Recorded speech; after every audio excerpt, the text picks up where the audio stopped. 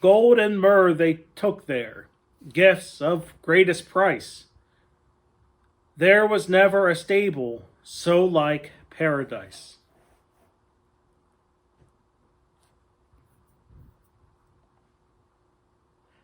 I think the first thing we have to address is the elephant in the room when we think of the three gifts.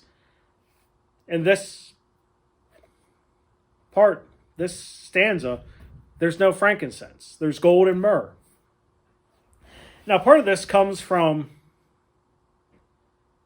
the fact this was not written in English. It was written first in French and then later translated. And that means some changes were made. And part of it is all the verses were not translated. Now, I didn't go back and look through old French verses, in part because I also do not know French. But that could be an explanation that it was just taken out in translation because it didn't fit. Or it was in another part that was cut out. But we do need to remember what frankincense is. And it's traditionally used as an offering to God in the Old Testament. It was not something that everyone used, but had a ritual and very symbolic meaning. And it's a gift that does show Christ's divinity. The other two gifts were meaningful as well. Gold is an obvious gift. It has a value that we easily understand. And gold is something one would bring to a king.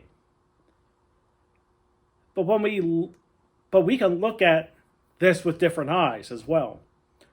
What do we give to the government, to the rulers? Cash, money, earthly wealth? It is something that we owe through taxes as citizens and residents and so forth of this land. We owe it to pay for services that are needed. Wealth is owed to the ruler, yes.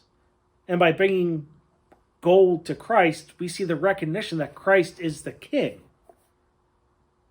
And also a little bit about us. Myrrh is also a gift that has meaning. Myrrh is used in an anointing oil with a distinct, pleasant smell. Tradition states that myrrh was used to anoint Christ's body after the crucifixion. In this, we often see the gift as one foretelling the crucifixion and death of Jesus Christ. But that's not the only thing we see in this. Myrrh was common to anoint people with in the Old Testament as well, especially in the temple. So we can also see the ritualistic role here. And this is something that Paul notes later, when he noted that Christ was a priest in the order of Melchizedek.